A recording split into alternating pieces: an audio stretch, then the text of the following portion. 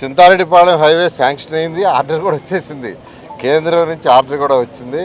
ఎవరో రకరకాలుగా ప్రచారాలు చేస్తూ ఏదో ధర్నాలు కూడా చేస్తున్నారంట. ధర్నాలు చేయటువంటి సిగ్గుసేటు. స్టార్ట్ చేయమని ఆర్డర్ కూడా వేసేస్తే దాన్ని మళ్ళా రాజకీయం చేసి ఉపయోగించుకోవడం నిజంగా సిగ్గుసేటు. నేను చెప్తున్నాను, అది 3 నెలల లోపల అది స్టార్ట్ అవుతుంది. ఎందుకంటే టెండర్ ప్రాసెస్ ఉంది.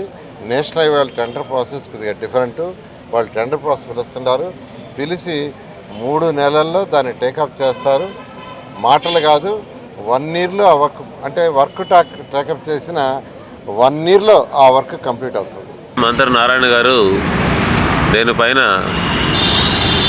స్పందించారు. మాట్లాడుతూ 3 నెలల లోపల శంకుస్థాపన జరుగుతుందని, ఏడాది లోపల దీన్ని పూర్తి చేస్తామని చెప్పి బహిరంగంగా ప్రకటించారు.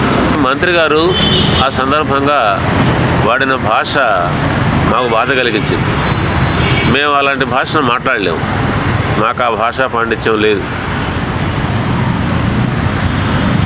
ప్రజాస్వామ్యంలో ప్రజలు ఎప్పుడూ ఏమీ మాట్లాడకూడదని, 5 ఏళ్లకు ఒకసారి ఓటేసి మాకు అప్పచెప్పి ఎదురు చూస్తూ ఉండడం తప్ప ఇంకొక పని వీళ్ళకేమీ లేదని అభిప్రాయపడుతున్నట్టుగా ఉంది పాలకవర్గాలు.